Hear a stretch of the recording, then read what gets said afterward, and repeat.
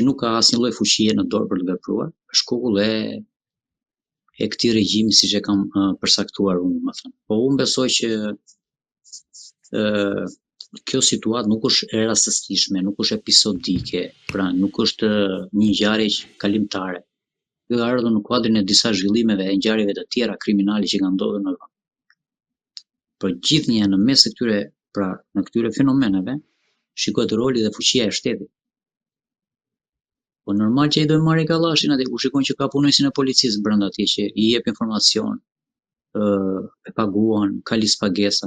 Gledis Nano a di pse hoq në policia, pse hoqi Çuçi dhe Rama bashkë. Se kishte 150 drejtor policie te listë pagesa te Ervis Martina që do t'i arrestonte.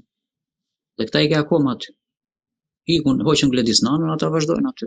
Se me atë mbajnë ata korrupsionin, parat, krimin organizuar, narkotrafikun, gjithë këta, për këtë punë.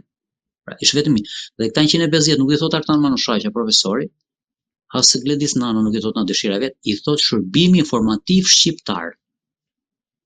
Dhe deklarimi që ka dhënë dëshmitari i Ervis Martinajt, që ka marrë vetë Gledis Nano atje, që kanë nxjerrë listë pagesën, këta janë këtu. Pra, ky është një rast. Se ka plot, domethënë, kështu që ka probleme të mëdha për mua. Është kapur, siç e thot kryeprokurori i antimafjas italiane. Edhe mandoi, pra ish prokurori, po edhe ky tjetri, ja s'pam kujtohet emri tani, domethënë, Grateri, m'fal. Nikola Grateri. Grateri, po, siç thotë, domethënë, korrupsioni dhe krimi organizuar në nivele të larta në Shqipëri dhe tani ka kaluar në krim transnacional. Pra krim transnacional. Pra krimi nuk është vetëm brenda më, por ka filluar që në Itali, ju keni parë që edhe mediat në Itali për Ranucci te Rai Treshi, edhe timi i policisë italiane dhe prokurorisë italiane është drejt faktorit shqiptar mafia. Nuk flasin kotat. Prokuroria italiane shumë serioze. Janë serioze, janë korrekt, nuk janë para gjykues.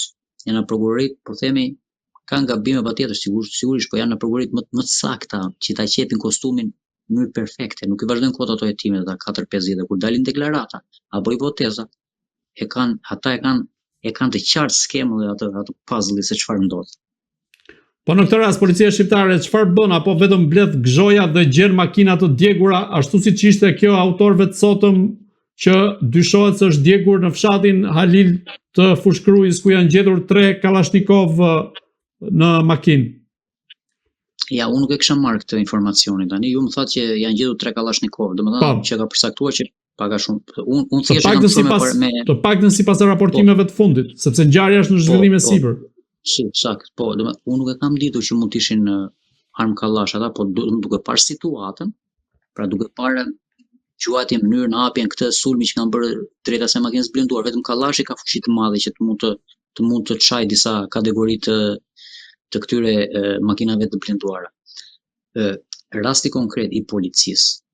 Në policinë e shtetit ka shumë njerëz të ndesh, po që nuk punojnë dot. Kryesisht pjesa më e madhe e kupolës, dhe posteve të rëndësishme në policinë e shtetit është e korruptuar, është e inkriminuar, është kontrolluar politikisht dhe një pjesë është e lidhur me krimin organizuar. Siç e kanë treguar e faktit. A keni Oltyon Bisrin në Burg? A keni deklarata në media që ka vërtetë ka kërcënuar gjyqtar dhe prokuror në shtëpia me armë me këto banda, kanë nxjerrë njerëz në prit, por punojës policie kanë nxjerrë në prit, punojësi policisë kanë nxjerrë punojësin e policisë në prit. Domethënë, shoku kanë nxjerrë shokun në prit. Domethënë, një nga parimet që kur betohesh ti atje, kur merr titullin për të bërë punojës i policisë së shtetit, betohesh me besnikë që do t'i shërbesh adeut kushtetutës, po do mbrosh shokun. Kur mbrosh shokun mbron të drejtën. Pra për mua policia është një nga hallkat më të korruptuara të Shqipërisë, po edhe një pjesë e mirë e tyre, një pjesë e mirë drejtuese, jo të gjithë, se nuk jemi para gjykues, po edhe njohim njerëz të ndershëm, po që nuk i lënë të punojnë, janë të lidhur me krimin organizuar. Në rasti fundit, i këtij personazhi që është plagosur atje tregon shumë. Pra dyshimet e para, se do vazhdoj hetimi, do dalë hetimi, tregojnë që ai ka qenë person i botë krimit, me gjobënie, ka qenë i shoqëruar me banda, me krim të organizuar, me lëra fati, që janë të jashtëligjshme, pra këto janë elemente që kanë nxjerrë media. Dhe si janë pak, hipotetizoli të jetin në gjyq atje se do i nxjerrin ata pas në kuptimin e mirë që këto fakte janë të vërteta se përderisa nuk kundërshtojnë faktorë të tjerë. Kështu që me shumë mundësi domethënë këtë pjesë personi do jetë pra pjesë e kësaj botës zezë, po më rënd është fakti që si është përtitur ky dhe është dhënë një raport për këtë zotrin që ky është i pastër. Pa ka kaluar në mënyrë kaq të thjeshtë është futur në polici. Kjo tregon shumë. Si është e mundur që autoritetet nuk e kanë mbikëqyrur në vazhdimsi Gilmaro Danin, i cili është liruar nga burgu një vit më parë, sot pra u rikthye nga Spanja ku kishte qëndruar disa ditë atje dhe gjendet papritur në breshërinë e Kalashnikovëve në këtë atentat që tronditi vendin. Nuk e di s'jam i qartë se sa kanë ndetur jashtë, po duhet kanë ndetur çik më shumë jashtë në Spanjë besoj. Nuk e di se informacioni mund të jetë i paqartë ende, por përtej kësaj që sa kanë ndetur përfitej që në datën 7 kishte qenë në Spanjë. Përtej faktit që ka qenë 1 ditë apo ka qenë 5 ditë apo ka qenë 2 muaj, 3 muaj, ajo që thotë që konstatoni ju që duhet mbikëqyrësh në policia, ky është roli i policisë. Ky është roli i policisë. Unë mendoj që në rastin konkret, jo vetëm që s'e kanë mbikëqyrur, po unë mendoj që personazhi ka dalë brenda aty. Ka qenë personazh që kanë pasur konflikte me punonjës të tjerë policisë për shkak të këtyre lidhjeve kriminale, sa i ka dalë në prit aty. Se s'ka shans ore të dalë nga do dalë informacion që vjen filani që andej. Nga do dalë informacioni. Informacioni nga do dalë. Do dalë informacioni sakt nga policia e shtetit, pra nëpërmjet këtyre shërbimeve strukturave këtej. Edhe ne kemi shumë raste që punonjës policisë shtetit kanë qenë shërbëtor të këtyre grupeve kriminale shumë të rrezikshme, tregon kompromentimin dhe kalbëzimin e policisë shtetit që nuk ka qenë kurrë kështu policia e shtetit. Në këtë ditë zezë, ku shoku tradhton shok, apo futen banda apo futen kriminal në policinë e shtetit, njerëz me rrezikshmëri të lartë shoqërore. Në këtë rast si mund të, se nuk gjejmë as fjalë të ta shpjegojmë këtë lloj situate që një punonjës, një agent i AMP-s gjendet në makinë me një person i cili ka pasur një sketë kriminale të mëparshme, i cili kishte një vit që ishte liruar. Çfarë ndodh në këtë rast mes raporteve të krimit dhe policisë, edhe pse ju e përmendët deri diku? Bardhi, ne mund të merremi sa doni ju me këtë rast, po si ky rast janë shumë raste. Se kemi rastin e Eris Martinet, edhe i shoqërues punonjës Reneas, apo jo. Ai djali. Kemi për rastet policisë shtetit që janë kapur punonjës policie të lidhur me botën e krimit kemi pafund këto vite. Filloi që na Durrës, filloi që na Vlora. E mbani mend atë rastin e Samir Tahirit, ai shefi i komisariatit, drejtori fare i policisë. Se janë pafund rastet. Kjo çështje ne nëse do të analizojmë nga pikpamja profesionale e kriminologjisë, sigurisht që krimi ka marrë revansh. Pse ka marrë revansh krimi? Për shkak se shteti ka rënë. Dhe shteti është i kapur nga organizatat kriminale, dhe ky është fakt. Dhe kjo gjendje do vazhdojë akoma. Ne po nacionojmë edhe pjesa që kishim deri diku mund të ishte diskutueshme pjesa e sigurisë publike.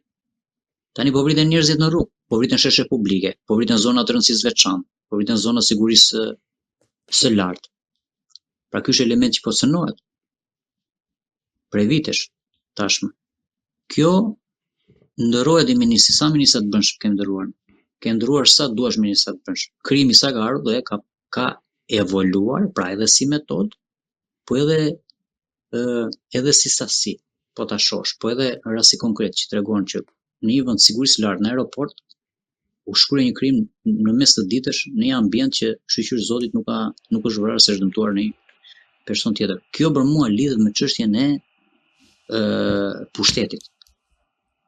Pra lidhet me filozofinë e këtij pushteti që për mua ky regjim ka atë që shpesh quhet dhe ka ardhur dhe sekretari, një ata zënës dim sekretari i Departamentit të Shtetit. E ka përmendur dhe ambasada amerikane. E ka përmendur disa herë dhe ambasada amerikane, edhe në takime drejtuesit e SPAK, edhe të Ministrisë Brendshme, edhe të personazheve të tjera. Ka thënë duhet luftoni kartelet e narkotrafikut. A ka një vullnet të tillë për të luftuar kartelet qoftë nga SPAK-u dhe nga qeveria? Unë nuk e shoh te qeveria këtë. Te SPAK-u mund të shoh disa prokurorë me gishtat e dorës. Na 20 prokurorë mund të jenë 4-5 aty që kanë dëshirë, por nuk i lënë edhe aty të punojnë. Sepse problemi është kështu.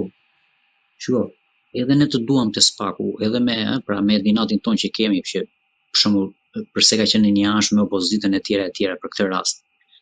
Spaku na pikpa me volumit punës se përballon dot, se policia është mekanizmi i madh, timi, burimesh njerëzore e tjera. Dhe spaku vetë nuk e përballon dot. Që të merret me të gjitha këto, ndërkohë që merret me këtë korrupsioni këtu. Pra i duhet ndihmë edhe për aparatet i tatimeve, i policisë shtetit, inspektoriateve të ndryshme. Nuk e ka ai këtë, ata se kanë këtë ndihmë. Vetë drejtuesi i Spakut e deklaroi në para parlamentit që ne s'kemi kallëzim, nuk kemi kallëzim. S'ka si lloj referimi, po.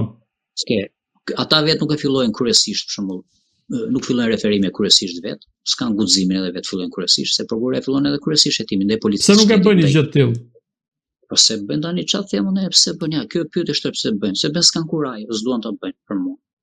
Ndjejnë frikë, ndjejnë pasiguri, janë të kapur, janë të treja këto element. Për mua një pjesë e mirë aty të Spakut janë prokurorë që janë vënë nga të kontrolluar në krimi organizuar. Dhe janë me emrat, me mbiemrat. Një pjesë janë të vënë në krimi organizuar për mua.